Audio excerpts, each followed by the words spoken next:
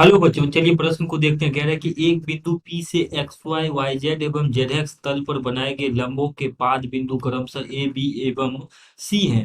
प्रत्येक के लिए ए बी सी के निर्देशांक ज्ञात कीजिए। जहां बिंदु P है 4, -3, -5।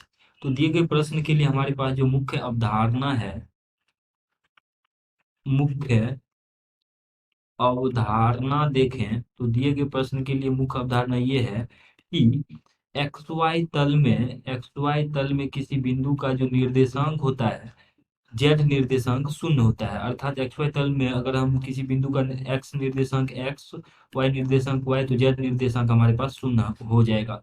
उसी प्रकार से वाई जेड तल में अगर हम देखें तो वाई जेड तल में किसी बिंदु का निर्देशांक एक्स निर्देशांक शून्य हो जाएगा, वाई निर्देशांक को वाई और जेड को जेड रहने दिया। उसी प्रकार से जेड एक्स तल में किसी बिंदु का जो निर्देशांक है, एक्स निर्देशांक एक्स, वाई निर्देशांक यहाँ पे शून्य और जेड निर्देशांक जो है जेड ही रहता है। तो इस प्रकार से हम एक्स वाई वाई जेड और जेड एक्स तल में बिंदुओं का के निर्देशांक लिखते हैं। अब देखिए यहाँ पर मान लीजिए ये तल है, इस प्रकार से ये बिंदु P दिया गया है। बिंदु P के लिए बात कर रहे हैं। तो बिंदु P से इस तल पे अगर हम ये एक्स वाई तल मान लेते हैं, एक्स वाई तल के लिए पहले समझते हैं।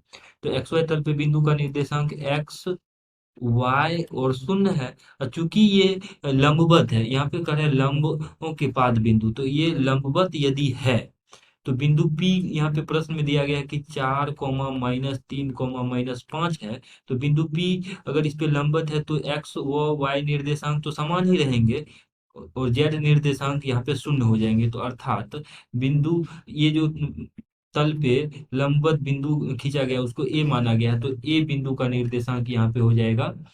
ए बिंदु का निर्देशांक एक्स वाई तो समान ही रहेंगे, तो ये आ जाएगा 4, -3, 0। उसी प्रकार से बी बिंदु वाई जेड तल के सापेक्ष खींचा गया है, तो बी बिंदु में क्या होगा, एक्स निर्देशांक शून्य हो जाएगा, वाई और जेड निर्देशांक समान रहेगा। तो वाई जेड निर्देशांक यहाँ पे -3, 5 लिख लेंगे। और सी बिंदु के लिए उसी प्रकार से अगर हम देखें तो सी बिंदु में क्या है कि एक्स निर्देशांक समान है, वाई 0 हो जाएगा और जेड निर्देशांक भी समान रहेगा। तो यहाँ पे यह आ जाएगा 4, 0, और जेड निर्देशांक 5। ये हमने जैसे एक्स वाई तल की बात करें उदाहरण के तौर पे, तो इसको समान इसलिए लिया तो इसके पर लंबवत है। जब ये लंबवत है तो एक्स व वाई निर्देशांक तो नहीं बदलेगा, लेकिन जेड निर्देशांक एक्स वाई तल के वजह से शून्य हो जाएगा। इसी प्रकार से वाई जेड और जेड एक्स तल में भी हमने ये लिखा है, और यही बिंदु ए बी और सी का निर्देशांक हो जाएगा। आशा करते हैं कि इस प्रश्न का हल आपको समझ में आया होगा। धन्यवाद।